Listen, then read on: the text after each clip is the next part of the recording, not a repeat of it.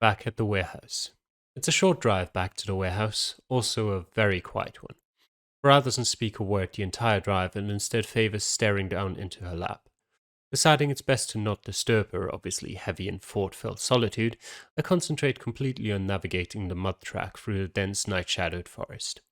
Rebecca had recommended the warehouse instead of my apartment as the next meeting place in case anyone followed us and the others are already there to greet us.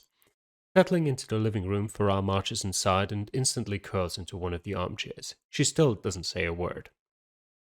So, Rebecca begins, staring over at the strangely quiet agent. What happened? Your surveillance equipment gave out the moment you stepped inside that tent. Farah doesn't reply. The group look to me instead. Well, I begin with a shrug. There was a lot of fog, a lot of weird. I sink into a chair. That was about it. That is not at all helpful, Ava states. Nat moves to cast a concerned gaze over Farah as we talk. It's hard to remember, I admit. There was a guy, though, a supernatural. He was in one of the mirrors. Rebecca steps closer. In the mirror? I nod. Yeah, he said he was judging Farah. Judging her? Nat asks, the words prompting her to now look over at me. Judging her on what? My lips roll together, images of what I'd seen in the mirror playing at the edges of my mind, images that don't feel like mine to share. I shake away the thought. There was something playing in the mirror before the man appeared. Rebecca steps closer. What was it? Glancing around Ava, who is standing like a shield in front of Farah, I stare over the youngest agent. Her gaze is still dropped to her lap, and her lips are tightly pressed together to stop them from quivering. The sight of her has my heart squeezing in my chest. Then she suddenly looks up to the group. It was nothing, just some stuff from my past. How would he know of your past? Rebecca asks, adding to the already heavy sense of confusion. How should I know? Farah barks. But he did, and he played it out like a wonderful movie for me to watch all over again. She grabs Ava's sunglasses from the nearby side table and begins fiddling with them. Nat rests a hand on Farah's shoulder. Are you all right? Farah heaves a breath before frowning and shoving the sunglasses up her nose to cover her eyes. She grins up at Nat. Just peachy. Well, you're not ill, Rebecca states. That's one thing to be thankful for. Morgan shifts forward from her place in the corner. If you're not ill, then do you think it was actually that place doing it? Looking over at Farah, she offers me a nod. Instinct gives us both our answer. Yep, Farah replies. For sure. If not that place, then that's supernatural anyway, I add. So what happens now? Morgan asks. Are we going after that creep in the mirror? Rebecca frowns. No, we still need more information before barging in. Doing so could end up putting too many people at risk. She pulls the phone from out of her pocket and moves towards the door. I'll head back to the facility to update them on what's happening. Of course, Ava replies. Rebecca turns to look at me and Farah, a softness making the wrinkles around her eyes more prominent. I'm glad you're both safe. And then she leaves. In the meantime, Ava says, the detective should receive more defensive training before heading back out in the field. What? I blurt out. It's not that I necessarily disagree, but the assured way she decides for me has me bristling. Nat steps forward. This situation could have been avoided altogether if the detective was better informed. Their focus should go on research instead. Research doesn't help fend off a raving supernatural, Ava adds with a scoff. Unless you plan to hit them with one of your hefty tomes. Oh, Farah hisses out a sharp breath. That had to smart. What? Nat swallows hard. Fighting an opponent is dangerous unless you're already aware of their weaknesses. The battlefield doesn't always allow for that, Ava parries. The detective was without backup in that situation, and only physical defense would have helped. Ah, yes, Nat says through a long breath while folding her arms. Because fighting our way out of the situation has never backfired. Ava's top lip curls up slightly. Nat continues anyway. Using your head over your fists opens more possibilities and leads to less casualties. Fighting doesn't only put the person doing it at risk, but also those around them, those we are supposed to protect. The air bristles with disagreement. How about both? Hey, Morgan yells, splitting through the argument like a guillotine. It's the detective's life. Maybe they should actually be the one to choose. Nat looks almost horrified for not thinking of this sooner. I'm so sorry, Detective. Morgan is completely right. This is wholly your decision. Learning how to defend myself physically would give me an advantage in combat situation, but researching more about supernaturals might help me avoid the danger of fighting altogether. Both sides have their merits, but I know I can only focus on one for now. Why? You definitely can do both. Hmm. I don't know. I'm definitely more the research type, but all as Ava said, all the research in the world doesn't help if there's a supernatural trying to attack me. But then again, if I don't understand what I'm fighting against, these self-defense techniques probably won't help either. I've got a gun. Let's do research. I should probably focus on research for now, I say, giving a nod over at Nat. Knowledge is power. Ava arches a brow at that. In the right hands, I suppose it could be. I'll make sure to have something prepared so as we can get started soon, Nat comments. I give another nod in acknowledgement. All right, Nat continues, unable to hide a small smile on her lips. At least we have a plan in motion for what to focus on. I stretch my shoulders, easing them from the tight tension that knots them, and get to my feet. And I should probably head home. I still have to work tomorrow. And we should be starting our patrols, Ava replies. As the group begins to shift into action, I subtly try to shuffle my way over to Farah's side. She tugs down the sunglasses to look at me over the top of them with a wiggle of her brows. You really just can't keep away, can you? I purse my lips. Fine, fine, she chuckles, this time yanking the glasses off and putting them back on a side table. What's up? Hmm.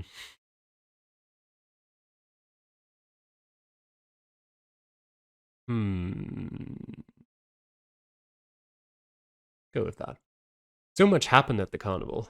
I say, the intensity of what happened rushing over me. Are you okay after it all? It's not like it was all bad. Farah replies with a smile, but the expression doesn't make her amber eyes glimmer like usual. I attempt to smile too. I know, but what we saw in that mirror, it was intense, especially knowing it was real. The grin drops, though she waves a hand in dismissal. Don't worry about it. You know how it is. Stuff happens, you deal, you move on.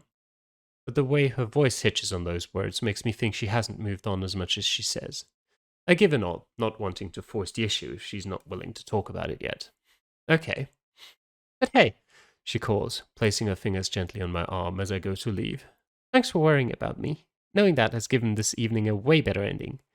I smile and then turn to leave, feeling her gaze follow me as I go. After turning to gather up my things, an unexpected but familiar voice greets me. Good to see you back safely, Nat says. I glance over at her. Yeah, thought it was a bit tense there for a while. Yes, she says with a frown, dropping her gaze to the floor. So it would seem. Her uncertainty makes me raise a brow. Is something wrong? Not at all. Quite the opposite, in fact. Her unease shifts into a warm smile. I wanted to thank you for taking care of Farah. You protected her like one of us would have. Hmm. I can't help but chuckle at her statement. Well, I am one of you now, aren't I? She instantly breaks out of a serious expression and smiles. Yes, I really think you are. I guess it's the first time since you've joined the team that it's been put into action. Let's hope it doesn't have to happen much again, I reply, still keeping my tone light. Tonight was quite a lot as it was. I hope so too. Her gaze drops to the things I'm gathering. Well, I should leave you to your task. Make sure you come back soon. I will, I say, offering another smile as she goes. I watch her leave, feeling a little more confident about my role in the team after that. Nat doesn't seem like one to hold back her praise, but it's still nice to hear. Shaking away the thoughts, I turn back to the task of collecting up my things, able to focus now that I'm in a room alone. In the hallway. Ra had been on her way out of the room, hoping to avoid being dragged into doing mediocre tasks by Ava or Nat, but the sound of Jules' voice makes her pause in the doorway, just out of view. Nat had started up a conversation with Jules. Not all that unusual for the open woman, but it's still nice to see how easily Jules is blending into their little family. Ra doesn't want to move, captured by the scene. She wants to enjoy it for a while longer, as well as see Jules for as long as possible. Gazing over them only has Farah enraptured further until her whole body is turned back that way. Ah, there you are. a voice says, interrupting Farah's happy moment. Farah looks up at Ava. I was hoping you wouldn't find me for a while. Why? Ava replies while folding her arms. Farah glances over at Jules again. Ava follows her eyeline. Oh! The simple word is practically dripping with disapproval. I see. Please don't hold back your opinion on my account, Farah quips. Ava lifts her brow. I make my opinion clear because contrary to what you might think, I don't want you or the detective to get hurt. Farah shifts uneasily.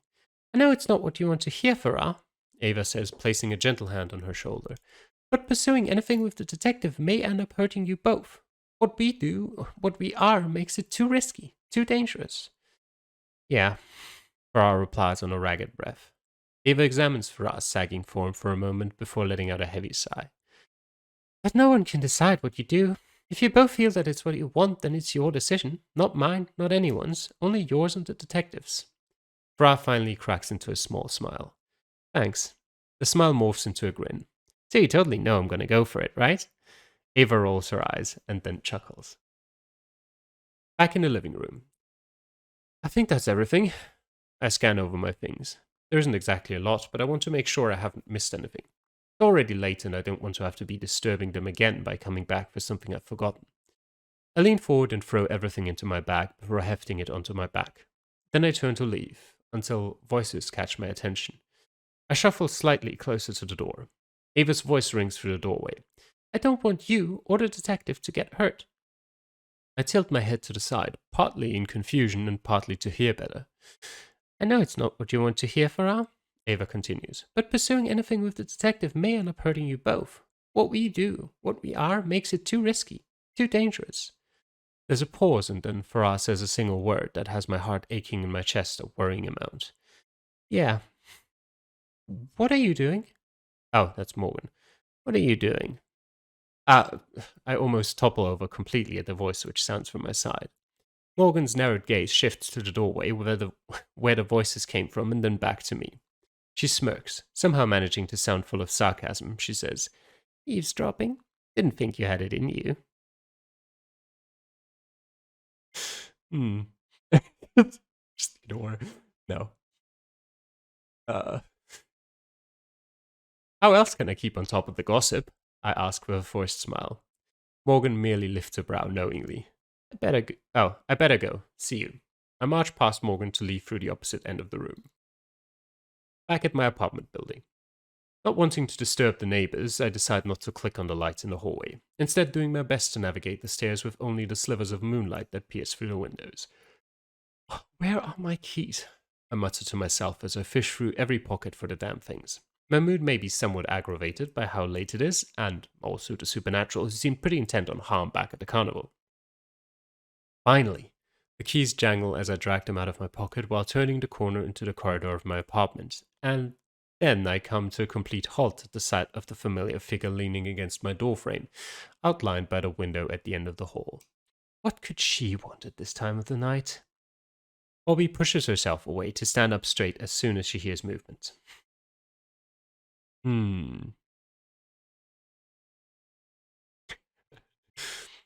Standing outside my door in the middle of the night? I say as I approach. That's creepy, even by your standards. She frowns for just a second before placing a hand on her chest. Is your aim to wound me, detective? I shrug. Well, I'm not allowed to physically, so what else we'll have to do? She gives a strained half smile. Look, unless this is urgent, then I really just want to sleep. I comment, already turning to my door. Oh, it's urgent? She glances over at me. At least by Wayhaven standards. Really? I turn my head towards her. Her gaze moves back up to finally meet my eyes. Oh yes, it's been all over town already. I turn to face her completely, not even needing to prompt her to continue. Everyone has heard about your little foray into the carnival with one of those agents. She doesn't even bother hiding the disapproval in her tone. The grapevine is rife with it. I blink in disbelief. This is your urgent news? I hiss out of breath. You've got to be kidding me. Without waiting to hear more, I stab my key into the lock, open the door, and step inside. Bobby's foot jams in the gap before I can close it again.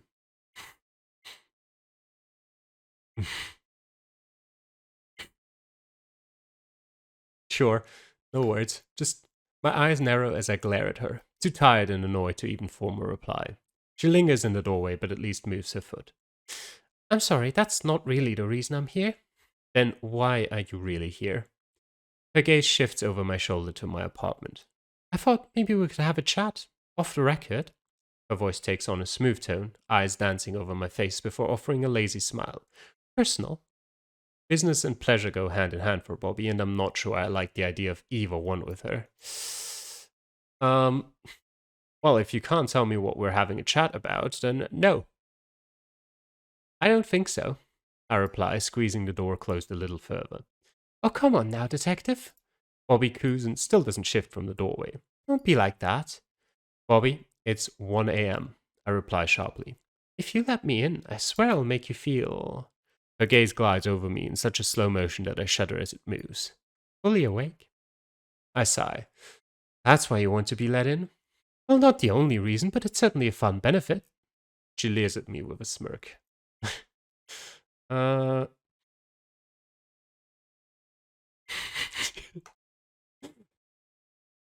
With fatigue pulling at my every limb, the most I can do in response to that offer is shake my head. I push on the door in order to close her out completely, but it barely inches forward before Bobby slams her hand on that other side to keep the door ajar. You can't blow me off so easily. She presses in a much less easygoing tone than usual.